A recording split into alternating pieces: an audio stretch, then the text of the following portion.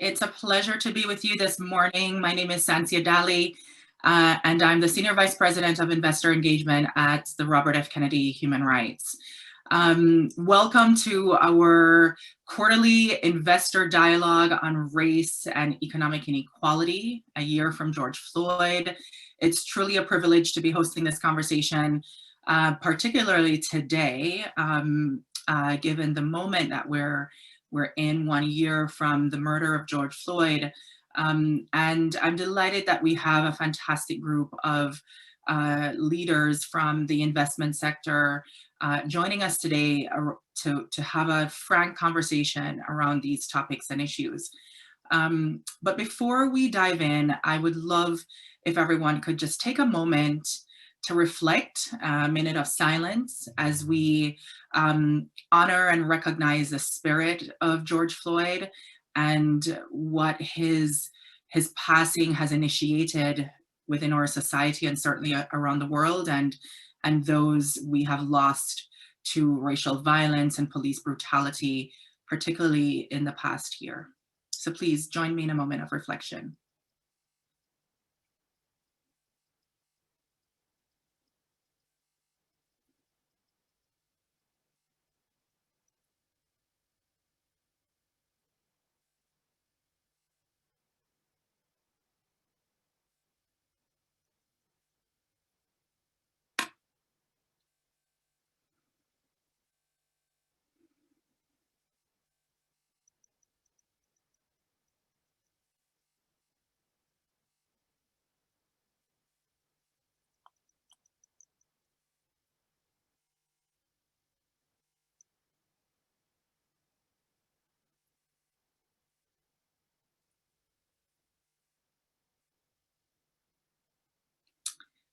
Thank you.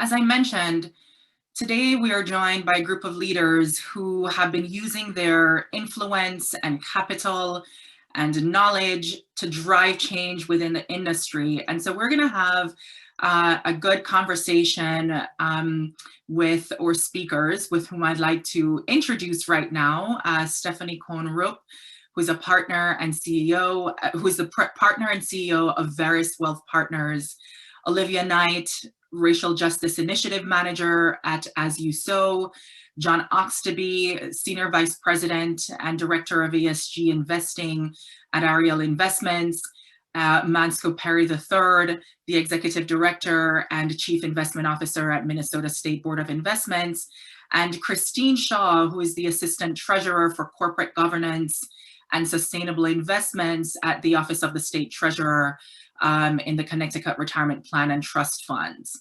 Welcome, speakers. So great to have you with us at our investor dialogue this morning. We have a lot of ground that we're going to be covering.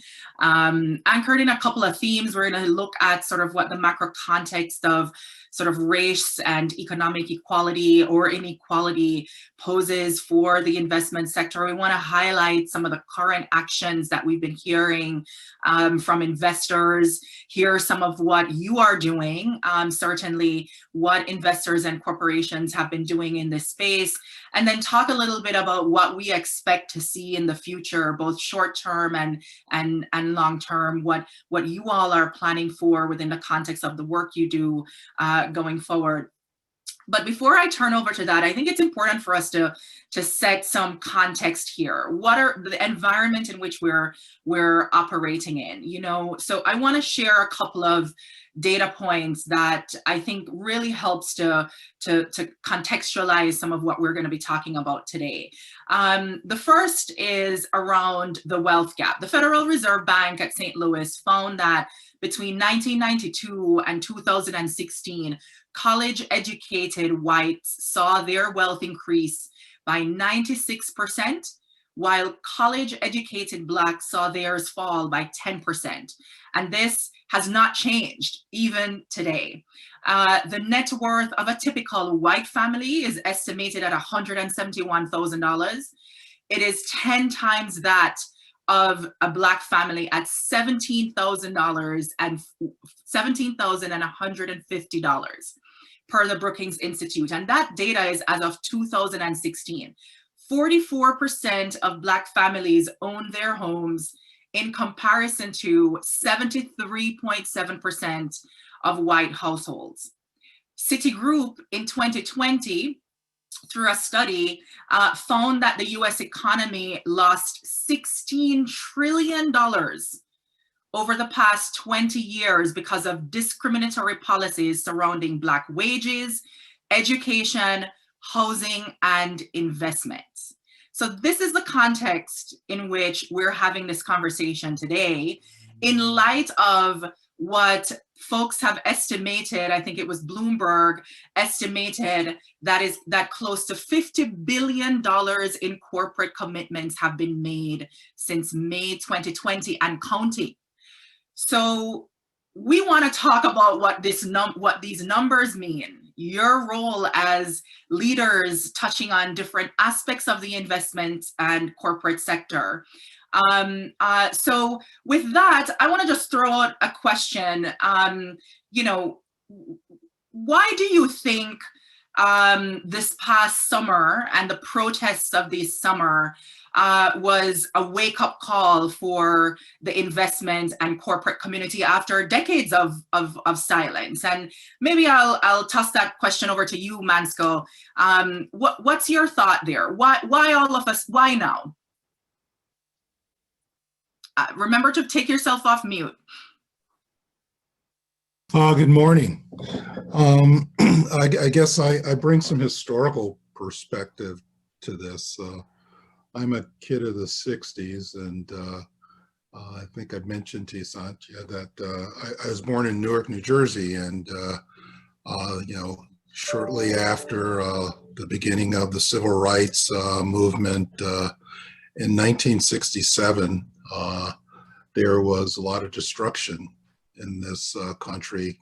In Newark, there was a gentleman by the name of John Smith, who was a cab driver who was stopped by a couple of white policemen, and that set off 4 days that I saw my city torn to bits. Mm-hmm.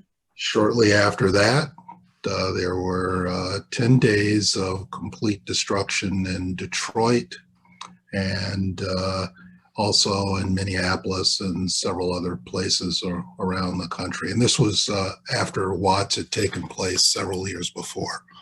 At that point in time, we did see some movement. I'd say that I'm a beneficiary of that. You had some corporations and organizations like the Ford Foundation make a movement to begin to get more kids of color into colleges around the country. And that went on through the rest of the 60s and into the 70s, and started to fade in the late 70s when a court case, the University of California Regents versus Bakke came along, and the Supreme Court had to rule on whether or not quotas could continue to be allowed for places for minority students. It was an interesting decision. They decided there couldn't be quotas, but they did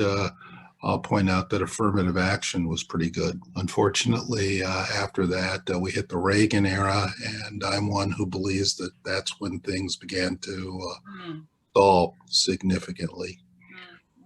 After you know, there was a lot more focus on what I'd say is building one's wealth.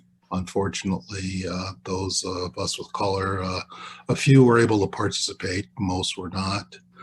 And I'd say that was a stalling point until after, in the early 90s, 1991, we had the episode with Rodney King, and again, there was a little bit more thought about what should be done. Then we did have the Clinton era. There were some positive steps taken there, but at the end of his term, there was things that were forestalled, and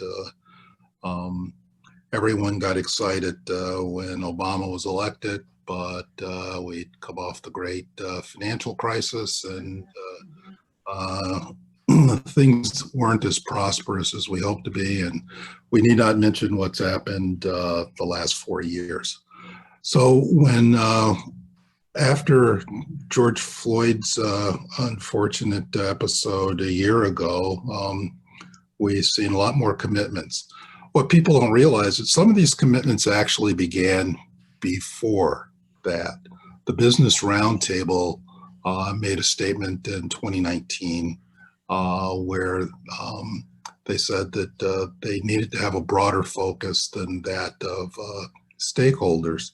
And I believe that that's when people began to think a bit more that things had to change. I think a lot of that was pushed by shareholders like many of ourselves, kind of pointing out that we all got on the ESG bandwagon, attending, much of that was focused on environmental, but and governance. But with organizations like RFK, human rights, there at least was one beacon of light to deal on social issues. I think that they began to get the message. I still look at it and say it's good that we've got the commitments, but will it have the sustainability that I haven't seen in my 50 years of following episodes like these? I feel optimistic. I think one of the things that did help was that when you had protesting this time, it wasn't just people of color protesting, but you saw that there were a lot of Caucasian faces out protesting as well. So I'm a bit more optimistic, but I still think that the challenge is, will we see any solidarity there and progress made? Hopefully. But I think I've taken up too much of our time, so. No, I think that's a really helpful context, Mansko, and I think you touch on the point is, some of this might not have been just an overnight thing, but for many, it feels that way. And a number of us in the space are keeping a keen eye on this. So I want to turn things quickly to Olivia as you sow. You all have been tracking some of these commitments and what these commitments mean, where these commitments are being allocated, so to speak, from a sector standpoint. Tell us what you're seeing through your racial justice tracker as you sow, Olivia. Yeah, thank you. So our racial justice scorecards track the corporate progress of the S&P 500 on racial justice, looking at their initial statement made just after George Floyd's murder, and then expanding into their corporate policies and practices. So as of March, the last time we released this data set, our top scores overall were Alphabet at 61 and Intel at 56. But there was a significant portion of the S&P 500 that scored zeros across all of our KPIs on the scorecards. So of the S&P 500, we saw 36% of companies giving financial donations to racial justice causes. Some contribute as much as 5% of their market cap, but we're not tracking the detailed progress on these financial donations, although there have been recent reports that 250 million have actually been spent or committed to specific initiatives, but that still leaves a lot of money in the pot unaccounted for. Yeah. So when we started looking at these, we noticed that there was long-term commitments over the span of, some go up to 10 years. And so we really have to keep an eye on what these companies are doing with that money, what they're doing with these promises and community engagement, because if there are no watchdogs, then they don't have to be held accountable for their actions. So on that point of what initiates some of this commitment, and what sustains some of these commitments, I know we were talking a little bit last week, and there was a comment made around the business case for racial equity and economic equity. And so I want to ask, maybe John, you, Stephanie, Christine could chime in on this, but is there a business case to be made for long-term investors do you think we're missing that key moment as part of the sustaining of some of these commitments? Is that something we need to be digging deeper into as we look long term around holding investors accountable and companies accountable around the commitments that they have made? I know you guys have a research paper out on this, John. Tell us a little bit more about that. Yeah, thanks, Santia, and thanks for having me this morning. We think that's such an important question, and it's really one that we've focused on a lot at Ariel. I'll touch on you mentioned two items, the diversity side, but also economic inequality. So I'll touch on diversity specifically, but we really think the business case for diversity is pretty well known at this point, and unfortunate that so often we are still making this case. But what we think is maybe less appreciated is some of the economic risks that are tied to this economic inequality, and specifically the racial wealth gap. So as you mentioned earlier this year, my colleague Leah Yablonka and I published a white paper in Chicago Booth's academic journal. And we talked about why long-term investors and corporate leaders should view addressing inequality as critical to risk management.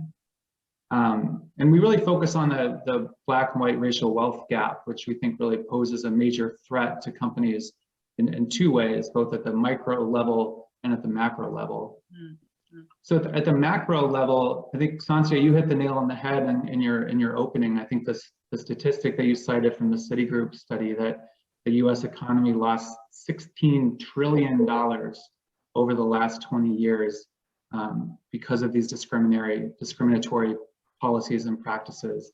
The other really interesting takeaway from that report is the additional GDP that would be yielded over the next 5 years if we address those issues. So they found that would be an additional $5 trillion is the GDP. So that's a really big difference. The second piece of research that we've focused on as well is economist Dambisa Moyo's work that's really demonstrated that rising inequality can also have damaging effects on social and political cohesion. It can lead to social unrest and retrenchment from globalization. So really the bottom line is that we believe investors should be concerned about not only the foregone growth that Citigroup found, but also potential destabilizing effects that racial injustice or economic inequity can lead to. And then at the company level, we talked about the macro level, but at the company level, we also think it's clear that not addressing economic inequality, not embedding diversity in the company's culture can really pose real risks as well. And the evidence clearly backs this up. There are implications with respect to financial performance, innovation and problem solving, attracting talent, building trust with customers, just to name a few. So when you really think about those two forms of risk at the macro level and at the company level, I think it's clear that we really think it's incumbent upon investors to integrate these issues directly into their investment decision-making. And then accountability is the other important piece. We think that they should hold the portfolio companies accountable for addressing them. So we're going to get into the internal workplace component in a bit, and certainly talk a bit more on that accountability piece. But I'm curious to hear from Stephanie. Stephanie, you all at Veris, you have been spending time thinking about the strategy. You're a wealth management firm. You're a certified B Corp wealth management firm, for those who don't know. Tell us how you have been rethinking your overall investment strategy and approach, particularly as it relates to some of this data and the issues we're talking about today. Share a little bit more with us about that. Okay, with pleasure. So we're an impact-only wealth management firm, as Santia was just saying, and we've been in business for 13 years. But a lot of our team has been in the impact investing ESG world for more than 20 years. And so a lot of this is not, I was going to say, it's not new at all. So I agree with Mansco. It's even way before 2019. Before I launch into just our approach, I did want to say, Mansco, I'm happy to hear your optimism. I'm actually pretty pessimistic because I find that a lot of these commitments are what I would call impact washing. I find that it's marketing, it's in the zeitgeist, you have to get on board, etc. But if you look for me, the pinpoint for authenticity is looking internally in the belly of the beast of organizations. Who's in the leadership? Don't just look at the diversity, but equity. How many, what is the makeup of the C-suite and the SVPs and so on? And a lot, unfortunately, there has not changed. So anyway, but we're gonna pick up I'm not as wise as you, Mansco, but that's my knee-jerk reaction. But in terms of our approach, so we have developed our own internal due diligence when it comes to EDI. So just to explain, we're a manager of managers. We don't pick stock, we don't pick bonds. We try to select the best in class managers just across, across asset classes and sub-asset classes. And so for us, it's been very important to weave in EDI, or actually JEDI, Justice, Equity, Diversity, and Inclusion, in all of our due diligence of managers. So it goes way beyond just looking at, diversity at the GP level for a private equity fund. A lot of it is looking at how they conduct due diligence. So what is their process? It's not just their staff, but do they themselves consider EDI as they're, selecting, if they're a VC fund or a private equity fund, to select underlying companies, and how do they deal with EDI, for example, in the term sheet? I mean, it goes, it has to be weaved in all the way. But in terms of our platform, I mean, the thing about impact investing in all asset classes, 100% impact approach, is that you weave in your values across each asset class. So whether it's negative screening, positive tilting, ESG integration, and then the thematic deep investing. On the more thematic investing, I think we're one of the wealth managers with the largest CDFI platform, so community development finance institutions, where we really try to bring our clients' capital to regions that have been underserved. I know we were talking a lot about statistics, but the SBA came out also with a report saying that had there been fair and equitable lending in the last 20 years, that would have created 6.1 million jobs per year. So just building on what you were all saying and what John was saying around, the opportunity cost of this inherent bias and discrimination. And so we're big believers in funding community finance institutions, but we're also on the private equity side looking at new models that are, they're not super, complicated, but just ESOP models where you fund the exit of an owner of a company by ensuring that the staff, all the employees, become owners through an ESOP. And for example, we have a new manager on our platform who's doing this, but targeting only medium-sized and companies beyond a certain, there are all these thresholds. But basically, where the employee makeup is mostly African-American and Latinx. So we're creating ownership. And so that's one intervention that is possible. But the point is to think about this across each asset classes, though. It's not only, in the ESG, in public markets, and thinking about board composition. That's just the tip of the iceberg, in our view. And I'll add just one last thing. We'll talk about this later, but we apply our own EDI due diligence to ourselves.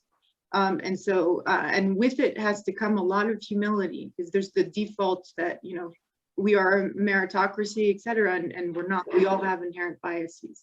So I'll stop there. Thank you. No, absolutely.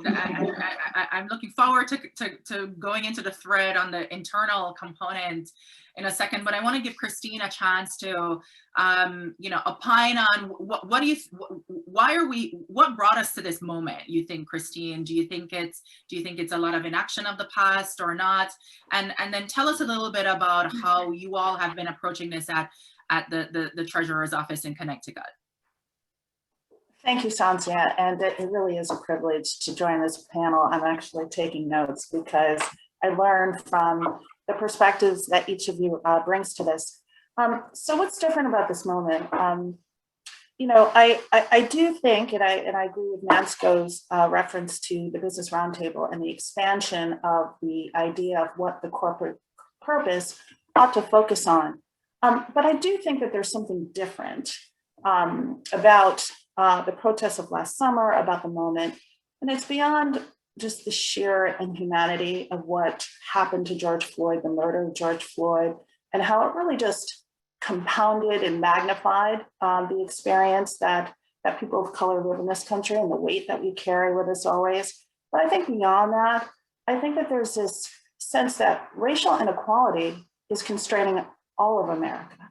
It's not a problem for simply the Black community or people of color, but we talked about the untapped economic activity, the $16 trillion in economic activity. And what comes to mind is James Baldwin, whose words are so relevant to this moment, when he talked about how racism is not a Black problem, it is an American problem.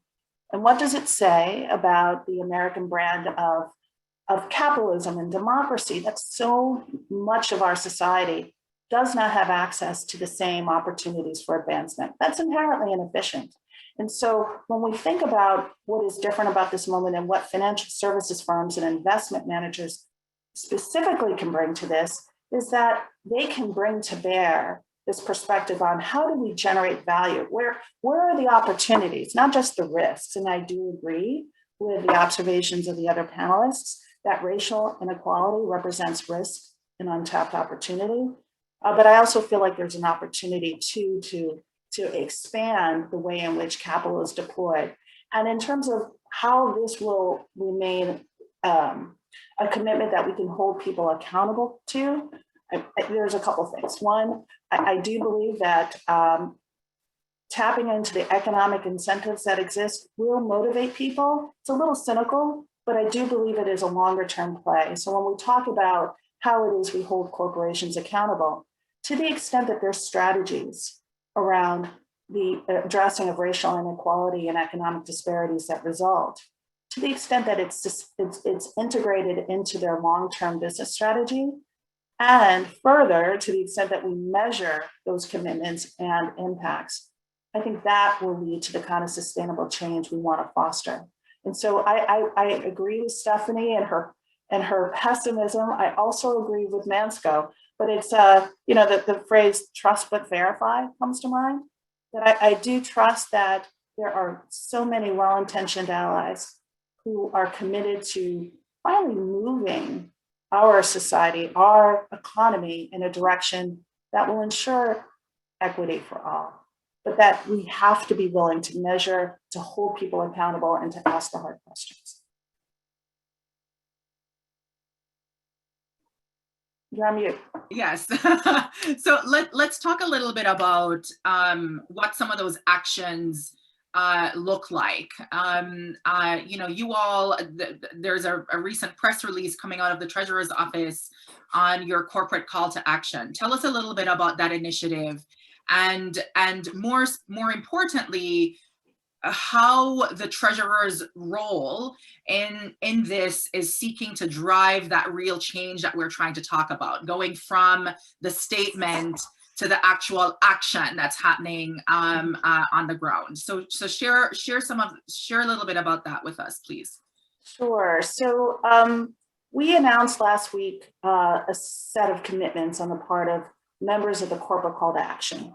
It is a coalition that was launched in September of 2020 in partnership with the Ford Foundation, which has been leading the discussion with the corporate sector on philanthropy for decades.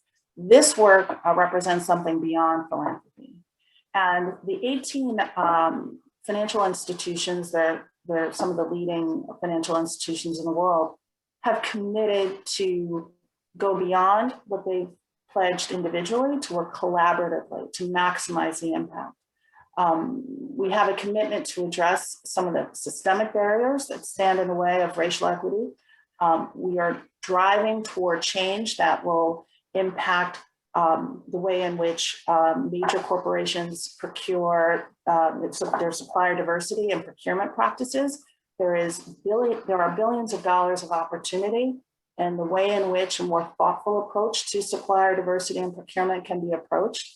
We're also focused on meaningful opportunities to increase not only the talent pipeline of diverse professionals into the financial services sector, at the front end with internships and recruitment, but really focusing on the experience of mid-career professionals and ensuring that there are programs in place that can ensure that they're retained and that they can advance. A point was made, and one of the issues that is a priority for allocators like Connecticut is we want to see meaningful engagement throughout the teams that manage assets on our behalf. That, as John has made the case that the business case for diversity is settled, it's established, and allocators are in a really important position who are consumers of financial services to insist on the kind of meaningful diversity and the way in which their assets are managed. We also hope to drive meaningful investment in underserved and undercapitalized communities of color. And we think there's an important opportunity to generate real returns through a strategy such as that. And so this work really it comes out of a sense of outrage on the part of the Treasurer of the state of Connecticut, Sean Wooden. He was elected in 2018, and he oversees the stewardship and the investment of a $41 billion plan, and I'm tasked with leading the shareholder engagement activities for that plan.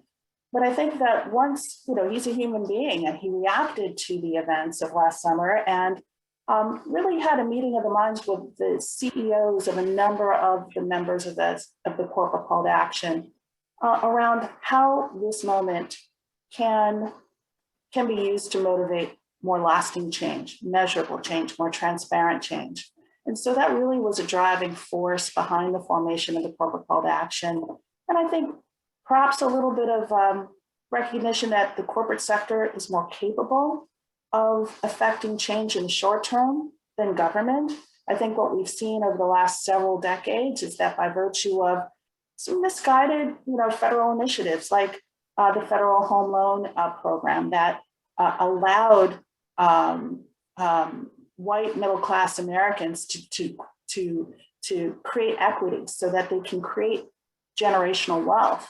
That has widened the divide between white wealth and Black wealth. And so there's this notion that a really focused CEO has the ability to command the resources of his organization in a way that can impact more quickly these challenges of economic inequality than any government-led initiative could do.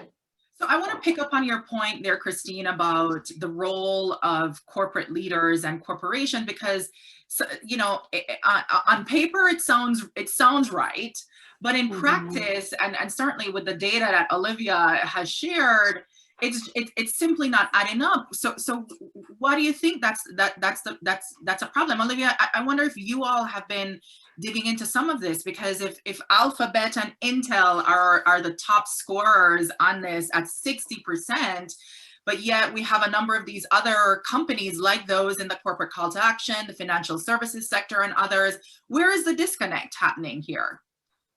But what we're really hoping to do with this data set is pressure the laggards in comparison with the leaders for real concrete change. So seeing an entire sector like financials be able to move and make real change is wonderful. And we hope to see that across more of the S&P 500.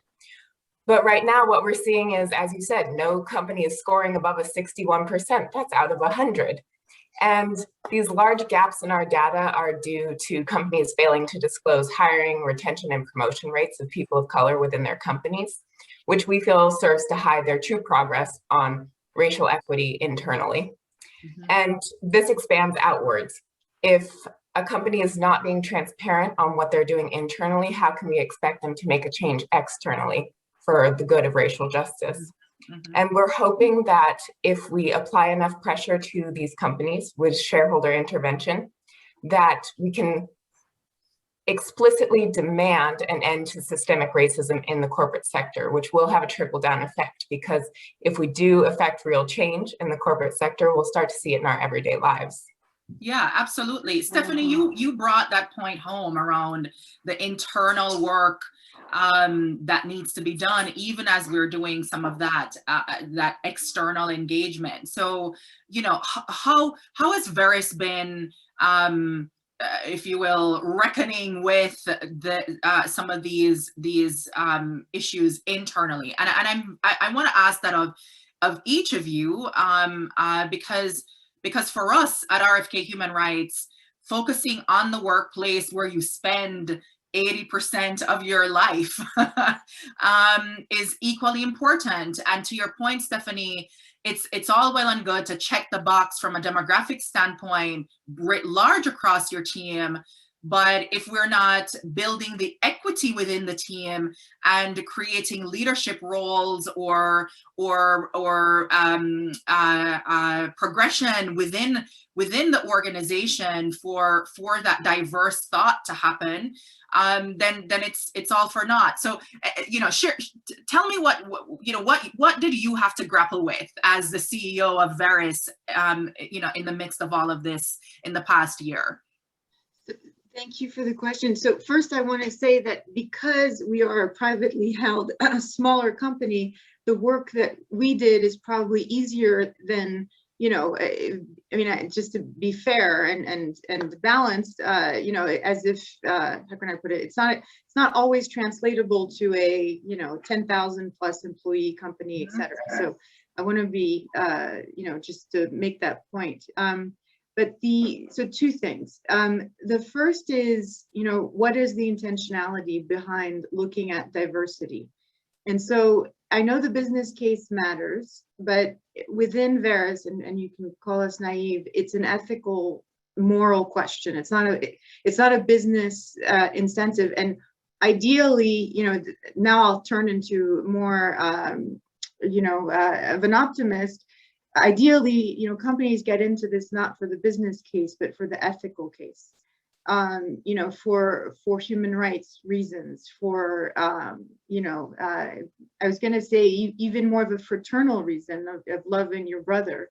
I find what bothers me a little bit with the discussion is that, it's got to be a utilitarian reason to get there. And we are moral beings. And I hope that that's also the reason why companies and leadership, tries to change. Anyway, so with that in mind, it was a very humbling process, and it's an ongoing. It's the myth of Sisyphus. It's ever going. It will never stop. But the reason it's a humbling process is that internally, to be able to look at EDI issues, you first have to really look at yourself, at your inherent biases, your unconscious biases. We brought in a EDI consultant who really helped us understand even the taxonomy. There's verbiage that is offensive that we don't, that you don't necessarily realize because it's so embedded in the language and in the culture.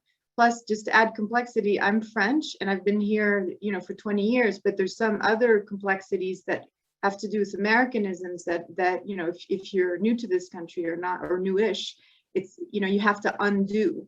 And so I think personally, or my advice to others in my limited experience is really to see a leadership team that is dedicated to self-examination first and foremost, and then try to look at all your processes, all your operations. So it's not just how we invest, it's how we hire. Christine was mentioning, your relationship to vendors and vendor selection. It has to do with, basically even the clientele that you look for, the channels for recruiting. So not trying to do social reproduction, who's in your network, et cetera. That's a recipe for disaster. Trying to build as much competition as possible. And then having goals, saying, we want to be at this level, we want to have partners and C-suite members who are African-American, and by the way, we think also holistically in terms of diversity. It also means disabilities. So for example, our general counsel and chief compliance officer is brilliant, Harvard educated, et cetera, Harvard Law School, but he's blind. And we made adjustments in our company to make sure that he could work on all the contracts, et cetera. So there's also an effort that has to be made to adapt and to all forms of diversity. Mhm. But I'll just stop there and say, you know, it's a lot about introspection, and it's humiliating at times because you see your own ugliness, you see your own biases. And it's, you know, I've been in firms that refuse to do this in-depth exercise because they believe in, you know, they are a meritocracy. Unfortunately, it means that, you know, in the Caucasian male-led firm, et cetera, you have to think, well, no, actually it's luck, you know, and it's luck, and it's a system that was unfair that you benefited from, and having to accept that but still respect yourself and others. Anyway, so I'll stop there, but that has been my approach. It's an ongoing exercise. It never ends. You touched on a lot of good comments there, and yes, I appreciate your comment about this is more than just a business case. We have a moral obligation as human beings to each other, and it resonates a lot because that's the heartbeat of a program we have at RFK Human Rights called Workplace Dignity. How do you ensure that you're establishing a dignified environment in which your employees, your teams feel welcome as a human, and are included in the context of everything, and so much stems from that. You also mentioned sort of and Christine brought that up, it's more than just your teams. When you talk about diversity, it's looking across your supply contract and your engagement in community. And John, I know that resonates a lot because that's something that John Rogers has and the team at Ariel has been championing for decades. Tell us, you know, I don't know if I want to bring you in here, see if there's any comment, you know, on that point. Sure. Well, yeah, thanks for bringing that up, Santia.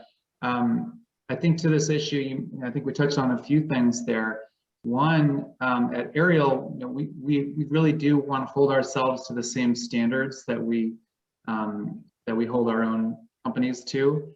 And so there's a 3 Ps framework that we've developed out of the Black Corporate Directors Conference that we co-founded 19 years ago, that to Olivia's point really draws on this power of measurement and transparency. So the call to action from this conference is to measure people at all levels, across all categories, purchasing, not just supplier diversity, which we think is important, and we're tracking across our portfolio and pushing our companies to expand and adopt best practices. But we've been actually encouraging companies to retire the term supplier diversity because we think it's 40 years out of date. I think the wealth, I think we all recognize here in this group that the wealth and jobs and power in today's economy are really concentrated in professional services, financial services, and technology. And typically supplier diversity programs, you know, the term also kind of connotes traditional procurement. Typically supplier diversity programs don't cover those types of decisions that are often made through the CEO, the CFO, or the general counsel. And so we think it's really important to also measure and track those areas of spend, and that business diversity is a way that we can break out of this mindset of focusing only on those issues, because those are certainly really important sectors, but we think a broader view of business diversity is really going to transform wealth creation and lead to more opportunities for people of color, particularly in these sectors of our economy that have traditionally excluded people. So again, at Ariel, we're holding ourselves to those same 3 Ps. We're measuring and tracking our own spend. We're doing that across our philanthropy as well. This idea of not just reporting out the amount of philanthropic spend, but because we want to make sure it's clear to what extent our philanthropy is going to benefiting communities of color, civil rights organizations, et cetera, and not just going to the Art Institute and the Symphony. So we think that type of transparency and measurement will really enable companies to better manage these issues, to tackle the wealth gap, and allow investors like us to really see how comprehensive a company's commitment is to addressing diversity and inclusion and tackling economic inequalities. there are two threads on that point there, John, that I want to pick up with the other panelists. You know, the spend that then goes into communities or spend in communities, and so I want to put our allocators in the hot seat, because when we all kind of huddled to kind of, you know, learn a little bit more about each other's work, there was a bit of divergence on the point around the role of allocators in leveraging their assets for impact, if you want to call it, or for community engagement. So, you know, I want to first would love to hear from Mansko or Christine or both around that. Are you within your roles in your organizations rethinking how your capital is allocated in order to generate not just your alpha return, but also change in society, if you will, given that a lot of your beneficiaries are for a part of those communities? Well, sure. I mean, I'd be happy to dive in on that. It is a difficult challenge for those who have a fiduciary obligation to grow the assets on behalf of those who depend on them. And the fiduciary obligation, which I think all the folks on this panel know, is a heightened sense of obligation that has often been cited as an impediment or a barrier to more fully considering the social impacts of our investments. But there are a couple of things about the way in which Connecticut is organized. We have the good fortune of not only having a system of pension fund governance, which vests the discretion to invest with the treasurer, but that we have explicit statutory authority to consider the environmental and social impacts of our investments. And it is with that kind of legislative discretion, in addition to fiduciary duty considerations, that allow for decisions like our fund's decision to divest from civilian firearms manufacturers. That is an example of after very careful analysis of the implications for our investment portfolio, identifying the risk and return profile of that particular class of securities, we were able to make the case that we could get comparable returns with less risk by divesting out of that sector and investing in another sector. And this also took into account what is measurable adverse cost to the state of Connecticut associated with gun violence. So using that as an example, you know, we are exploring ways in which we can measure the adverse impacts. But this is at the very beginning stages. I know some allocators and investors are talking about the challenge of investing with a racial lens.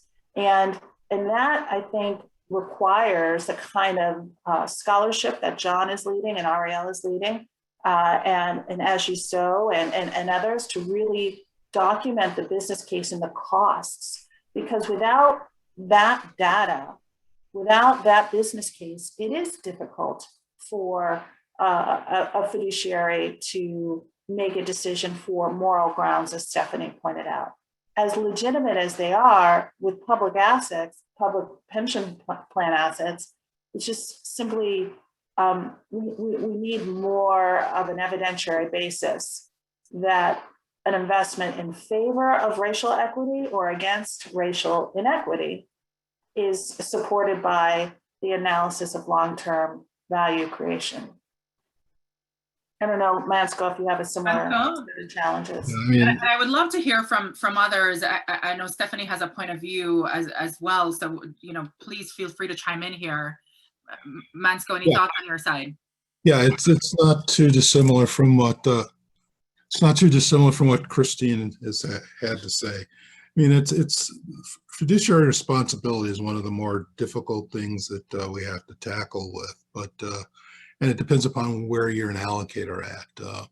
My fiduciary lens is different when I'm working for a pension plan versus working for an endowment where the focus is more on the institution and primarily its students, or working for a foundation where my mission may be very much in sync with what we believe our values are. The difficulty I have with that is that we tend to look at it with tunnel vision and don't recognize that there are other avenues that we've got by being an owner. We vote our proxies pretty seriously. And I've been a believer that, merely taking the approach, well, we'll divest of it, and that doesn't really resolve any problems.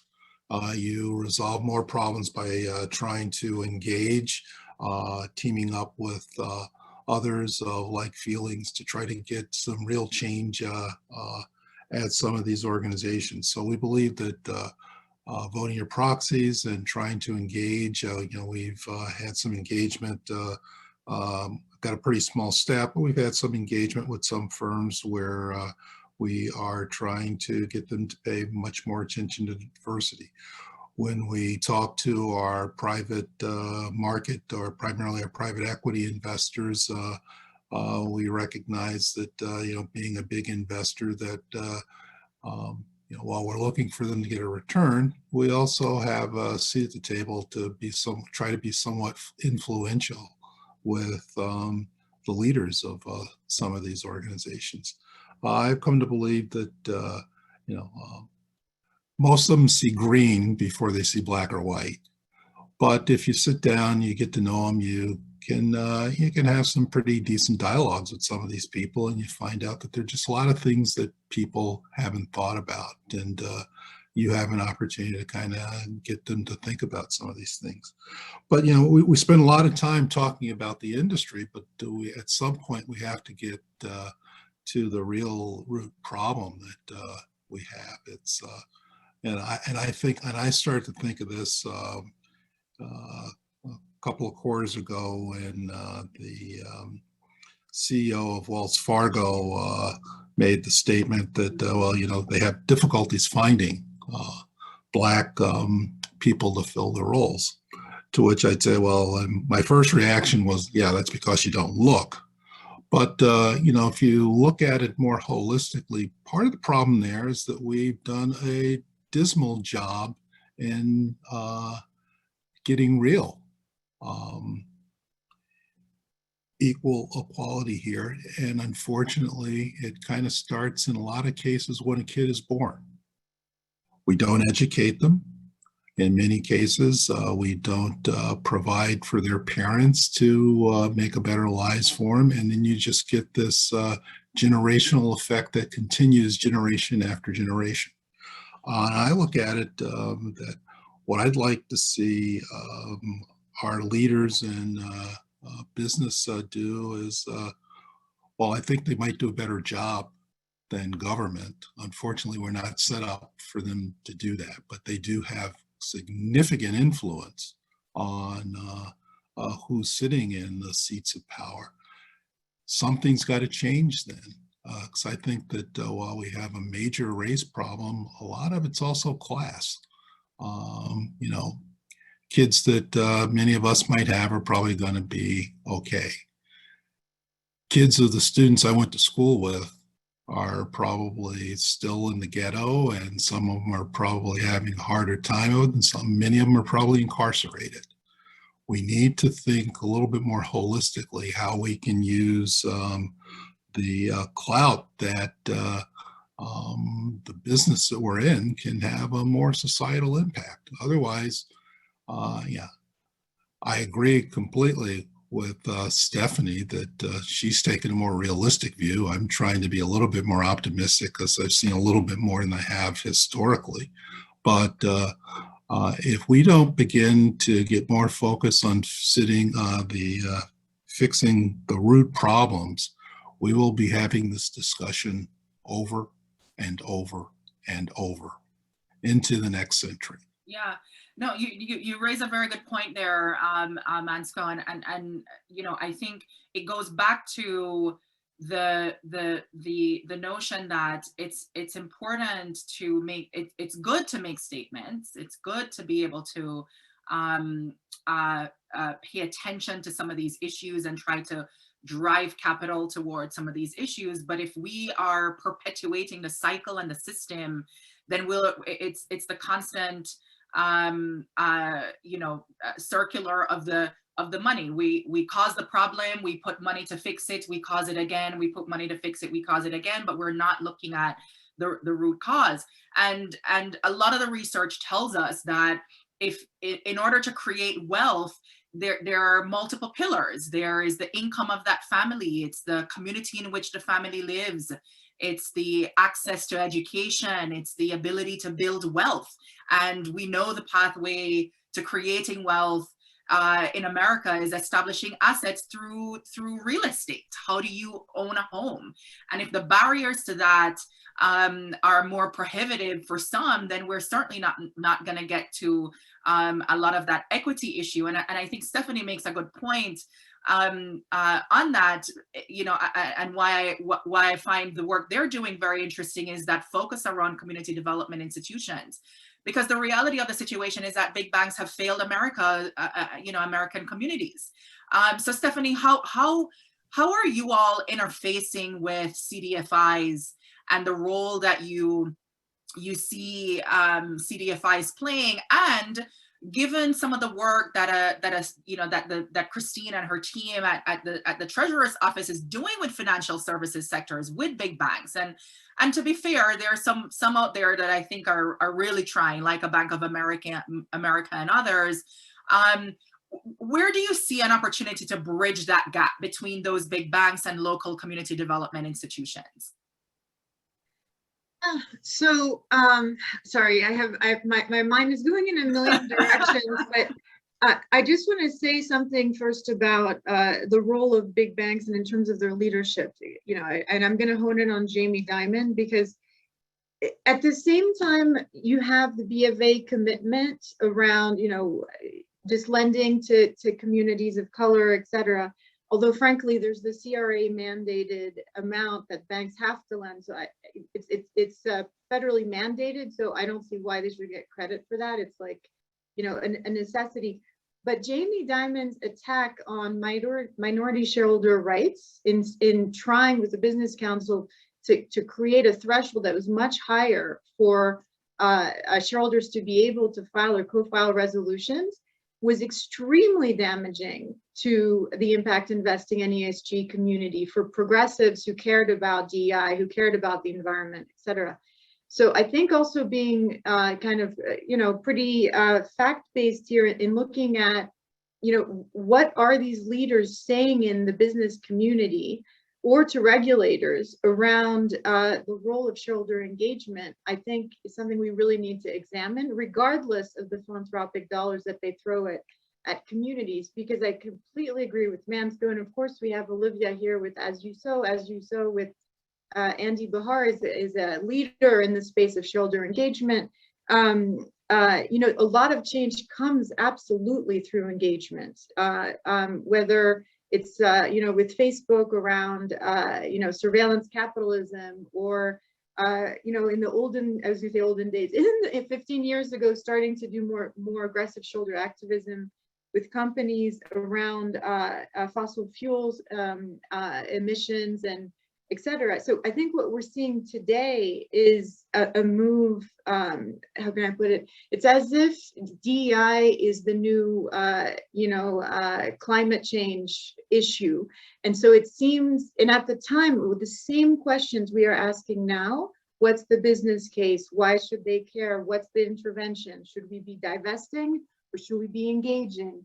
All of that was true of climate change back, 10 years ago, and still today. But so we have a lot to learn around movement building there. But coming back to your question around CDFIs, so as I was saying, a lot of the analysis from the SBA and then also the Citibank GPS report, which I think John was referring to, the issue around discrimination in lending has been devastating to small and micro businesses in in poor communities and diverse communities.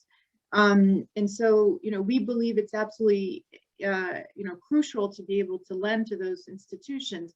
Of course, there's the issue of, okay, well, these are not very competitive interest rates, but our clients absolutely, keep on pouring money into CDFIs, including if they care deeply about indigenous rights. There's OWISTA, I don't know if you're familiar with them, but it's a CDFI focused on Native American entrepreneurs. So you can go granular in terms of the geography. You could do place-based kind of investing, or you can focus on on certain demographics. So we think it's very, very important.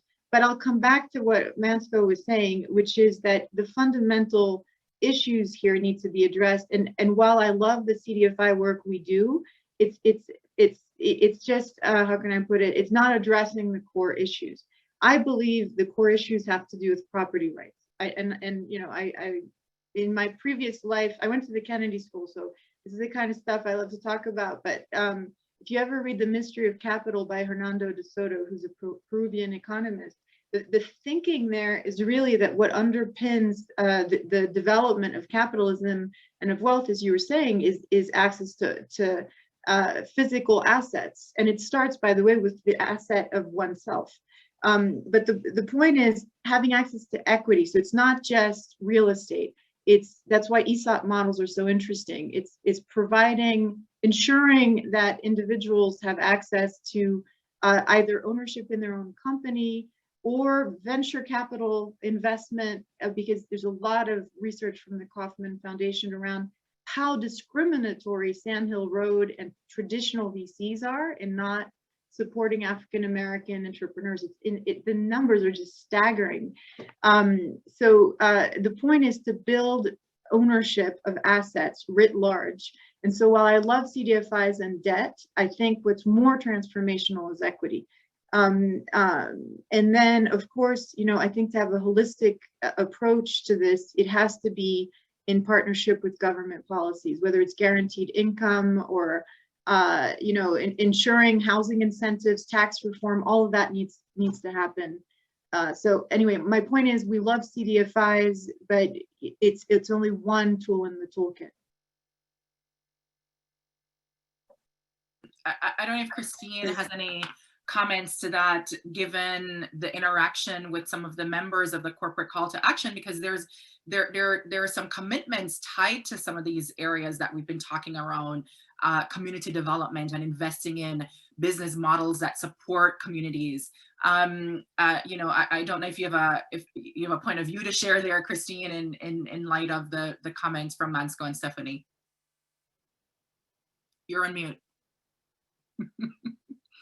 By the time this pandemic ends, I'll master that. No, I would just echo the comments, and I appreciate the comments they've made and the work that they're doing in this space. One of the challenges, I think, is with the corporate call to action is to encourage firms to go beyond what they're already doing. And some of the participants are doing some pretty impressive things. One of the members of the corporate call to action is Bank of America, and they have a very I think well-developed strategy and have committed very significant resources to the CDFI space. But one of the challenges that we've put out, and this is where there's sometimes a tension between the managers and the allocators, maybe tension is a wrong word, but when we have asked for these leading firms to create investment opportunities, to identify where is the alpha generation opportunity in these underserved communities, some of the pushback that we've seen is, all right, if we find these alpha generating opportunities, are the allocators going to commit to these funds? And so I think those are fair questions to ask. And what we've seen is some really incredible, promising work, which really focuses on not just a philanthropic play to some of these communities, but a real, a longer term investment strategy where, I've seen some very promising work in the area of workforce housing and funds really focused on really tapping into and aggregating capital to a strategy that can really address some of the issues that we see with housing and lack of access to quality housing, initiatives around really driving, living wage through the supply chain, I think is a very, there have been some important commitments, announcements made last week to commit to paying living wage. Bank of America has committed to paying $25 an hour to its employees over the next couple of years. Those are important steps in the direction of really rethinking how it is their core business strategy can also address some of the inequity that we've seen. Thank you. So I know we're getting up close to time, and I want to leave space for questions. We've already have a couple come through for the panelists, so maybe I'll toss that your way. There's one question that has come through that says, let's see if I can distill this. What are the data do you think is necessary? And this is an allocator directed question. What other data do you think is necessary to show that diversifying stakeholders with real power and influence will not only reduce risk for allocators, but drive outperformance, especially on ESG?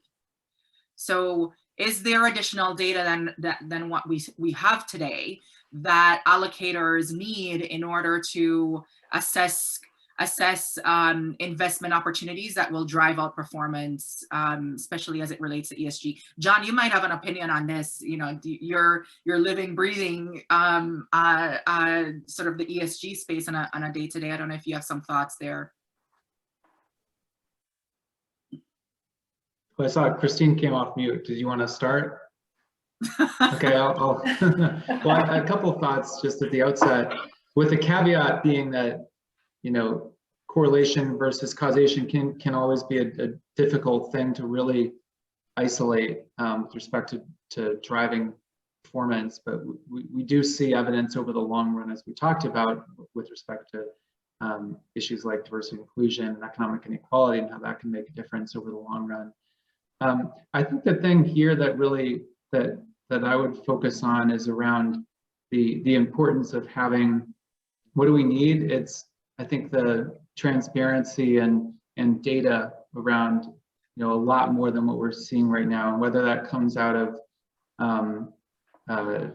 where the SEC is going in terms of pushing for comparable, complete data that we can compare, or if there was, take an issue like purchasing and supplier diversity, if we could have better transparency around how companies are spending their money by category. You're not only going to see, from this dynamic of what gets measured gets managed, you're not only going to see an uptick in utilization of diverse firms and diverse business leaders in those categories, but we think from all this evidence of how diversity can drive performance, we think that's going to make companies stronger in the long run. So I think if we can move towards and all working together, it's investors like us pushing our companies. It's we're going to see this over the next couple of days during these Wall Street CEO bank hearings when they come before Capitol Hill, and we've already seen some evidence that over the last couple of years, the work that Congresswoman Joyce Beatty and Maxine Waters are doing to push some of these banks forward on more inclusive business practices. So again, I think that point around transparency is really going to be what's most important to make a difference going forward. And I would add to that important point that there has been real progress with the voluntary disclosure of EEO1 workforce diversity data. I know that all of the members of the Corporate Call to Action have either been disclosing that information or committed to do so in 2021. That was an important first collaboration toward transparency, which I think we all agree is essential. And I do think that, the numbers were hard for some of these firms. But the first step toward really understanding how to actualize on all the promises, which is how we led this discussion, how we, translate these promises and aspirations to real action and measurable progress. I think an essential step in that is the ability to measure it. So disclosure, and it's been led by shareholders. I think shareholder engagement, I want to underscore how I think that is driving a lot of change in this space. That is something I think we'll continue to see, and hopefully more widespread adoption of those commitments. Mm-hmm, mm-hmm. Olivia, do you have a point of view on this? I know we talk a lot about some of the transparency of the data that you all are collecting.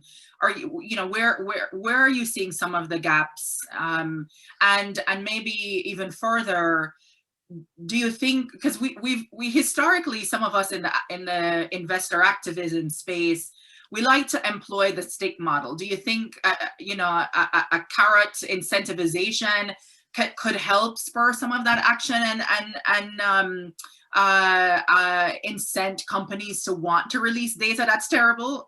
What's your point? What's your thought there? Well, it's been an interesting year. We filed 4 shareholder resolutions our first year based on our scorecard. We filed with lagging companies, and the conversations that I had felt very much like a Band-Aid on a bigger issue, because these companies are not taking that extra look internally to really understand that their business practices at the core are harming communities of color. Mm-hmm. And we're seeing that the majority of companies in the S&P 500 are failing around that disclosure and transparency of DEI data based on race and ethnicity. So if we start to see a rise in that, similar to that EEO-1 form release, that would be fantastic. And it would move all the sectors in the S&P 500 much further in our scorecard. But shaping these resolutions to be, rather than an emotional plea for racial justice, to be business centric and say that this is good for your bottom line, has been difficult. And then going into these meetings and trying to explain what anti-racism is, because that's one of our key performance indicators that we're looking at, and having companies say, I can come out as an anti-racist personally, but my company can't. We don't understand what that means from a business perspective, because it hasn't been tried or tested, has been difficult. So I'm interested to see over the next couple of years what that means for DEI policies and practices, because we've already seen this past shareholder season a tremendous move of demanding disclosure, and companies are responding. Yeah.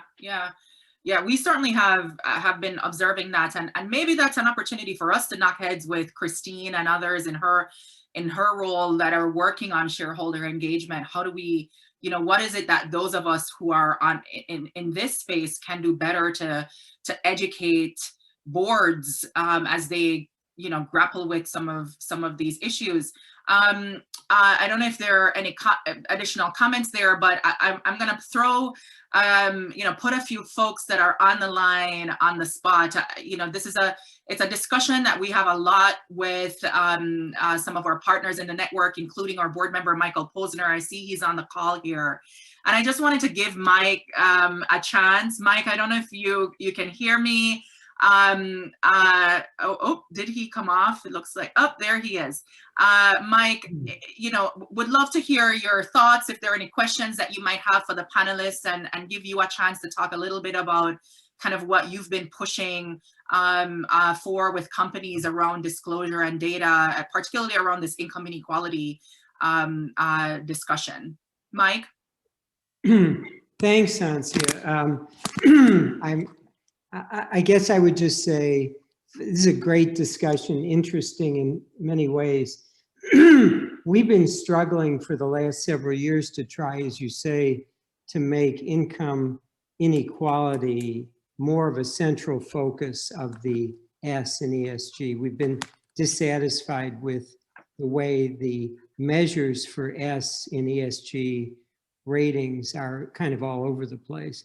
And I would welcome thoughts from any of the panelists about some practical ways to begin looking at a way to get all of this money that's going into ESG is kind of missing the mark on S when it comes to inequality. And we're trying to find our way, but I welcome thoughts on that, whether it's the right way forward.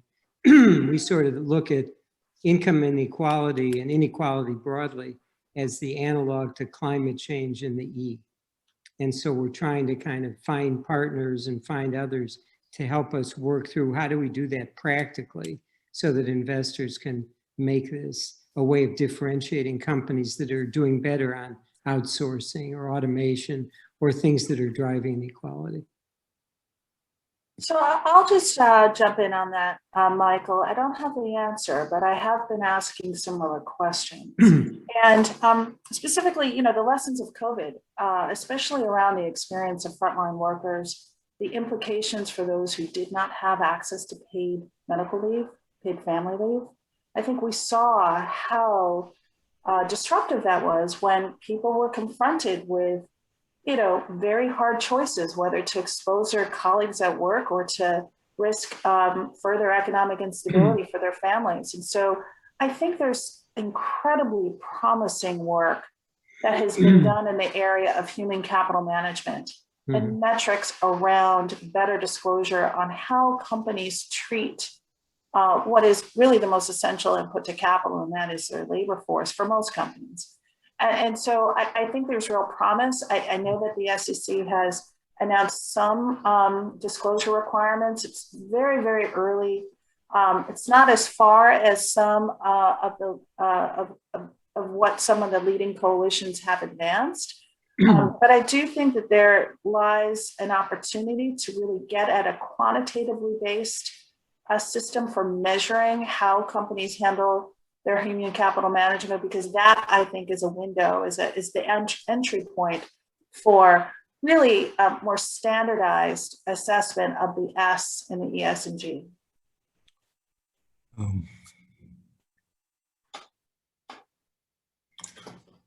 One of the thoughts that I've had with the whole concept of measurement in the past week, we're a big pension plan, rely on consultants. The consultants got together and spearheaded by Makita to form the Investment Consulting Working Group on Sustainability. I think it was 14 of the larger consulting firms. And given that both my consultants are there, I'm going to start asking the questions, because it seems to me the bigger problem that we have is that there's no uniformity in the metrics that many of us are seeking, and therefore we end up going down these different roads.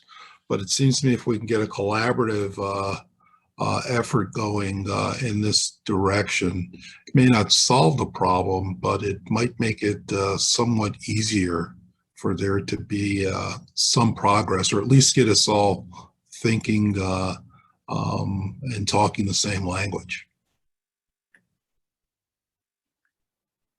Thank you. I think those are really good points. And actually this morning, I was reading a report from Harvard Business Review that was talking about the overselling of sustainability reports, and that companies, and this is something that Mike and his team have been saying for quite a while, that we're just talking about the efforts that are made and not the impact that's happening, and a lot of it has to do with the fact that there is a lack of clear metrics associated with the measuring of some of these areas.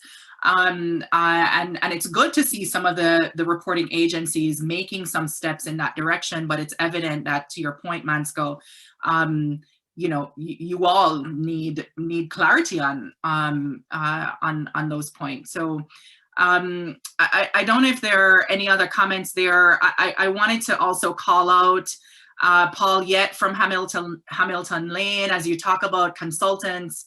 I don't know if Paul had any comments or questions. Paul, are you still on? Yep, there he is. Any thoughts based on what you're hearing from the conversation, or your perspective from your point of view overseeing ESG and sustainability with the clients at Hamilton Lane? And you're on mute. Great. Now can you hear me? Yes, Paul. Yes, we can hear you. All right. All right, terrific. No, I think this is an excellent conversation. I would just say, look, I think Ansco's right. There isn't a lot of uniformity in some of the definitions around what people are trying to accomplish. And as everyone knows, if you can't measure it, you can't manage it.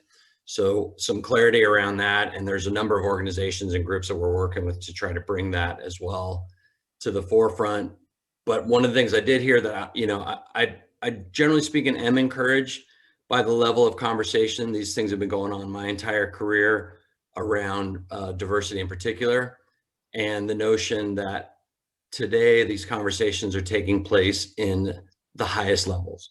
When NASDAQ comes out and says, we want a certain level of diversity across all of our public company boards, when C-suites are all commenting around objectives and what they're going to do.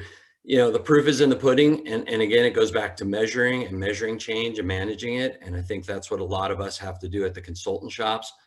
We also need to spend time asking the questions, making sure that that by just asking alone provokes thought, it provokes discussion. And that's been very important in terms of directionally where things are headed. I think more attention than I've seen in a long time, and more encouragement from the level and the people that are talking about it. Mm-hmm. It's not just a few of us around the hoop that just continue to bang on drums around this. Yeah, you're absolutely right, Paul. Stephanie, you wanted to chime in here? Yes, I wear a different hat. I'm also on the board of directors of USSIF, the U.S. Sustainable Investment Forum. Mm-hmm. And so all of this for me points to the role of regulators. I mean, I think, yes, we need Morningstar and Bloomberg and others to have much more credible ESG data, and we need to have, better disclosures from corporates. And we need, in my view, but I might be a little extreme, we need to have auditing in the same way that we do in the accounting world. So actually, Olivia mentioned that earlier. What watchdog role is important, but there are initiatives at the SEC, at the White House, with different organizations and networks. So one is USSIF, the other one is the U.S. Impact Investing Alliance, which is also funded by Ford. I can only applaud the work of the Ford Foundation, amongst others. But this has to be led by regulators if we really want this to become a standard. The other thing I just want to mention in passing, the E, S, and G at the highest level really does not have much meaning. What matters is as you open up S, you look at benefits, diversity, other issues, or at G as well around, and frankly, in my view, G is king, but that's a whole other debate. But my point is, that what matters is the granular data underneath that, and I think the solution has to be stemming from regulators. And as industry players, we can influence the regulators and ask, and there are hearing periods and so on where you can give feedback to the SEC on these matters. But they're aware of that, and there's enough, I'd say, coalitions now in trying to influence many groups within the federal government to make this a reality. Thank you, Stephanie. And so my team's telling me we're hitting up on time.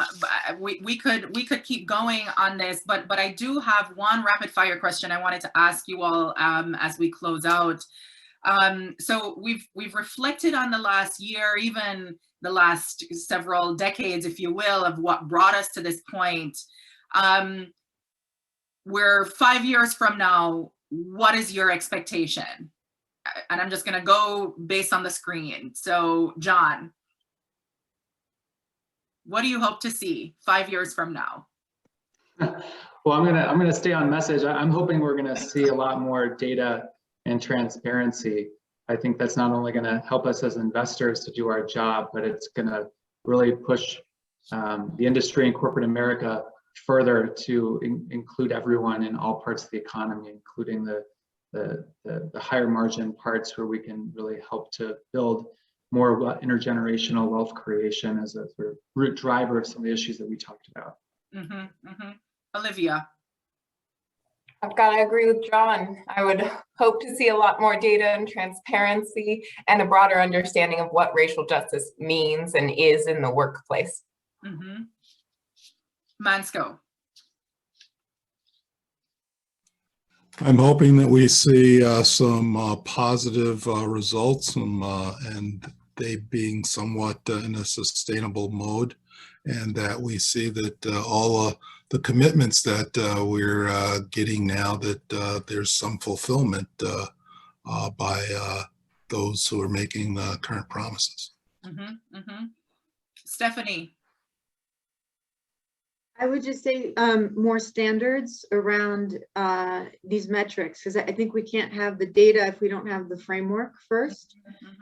So I would say, you know, standards, and that it be legally mandated as well to report on these metrics. I love it. Christine, you get the final word. I could say all of the above.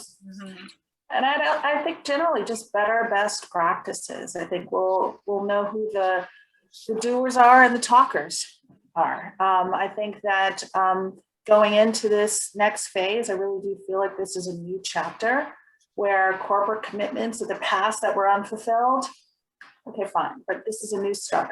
Let's follow through on what companies are pledging to do now.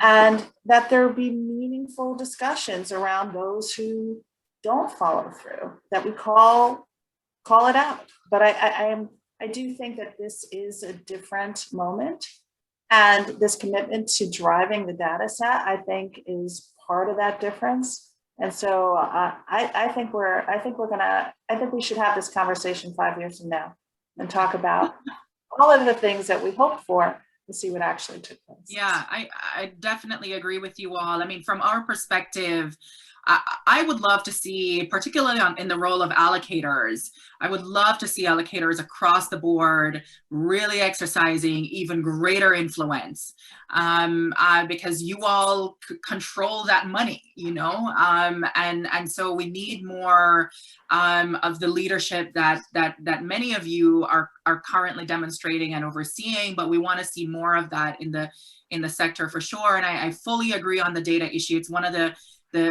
things we talk about consistently internally with our RFK Compass investors, that we need to have that data in order to be able to track. And for an industry that depends on this data, depends on data to make decisions, that is not shared what we have, and that there's no clarity on the standards to publish some of the data we need.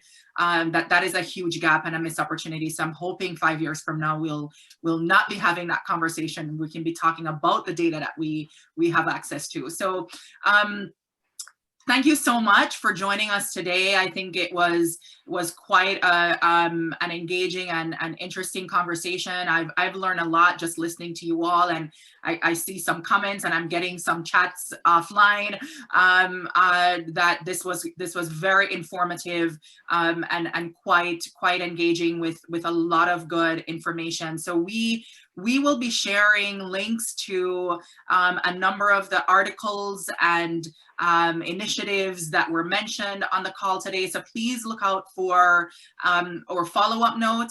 And in the meantime, please stay in touch with us at RFK Human Rights. And I'm so grateful to our speakers for spending time with us this morning. Continue to do the work that you do. We cannot do this without your leadership. So thank you for being with us, and have a great day to everyone.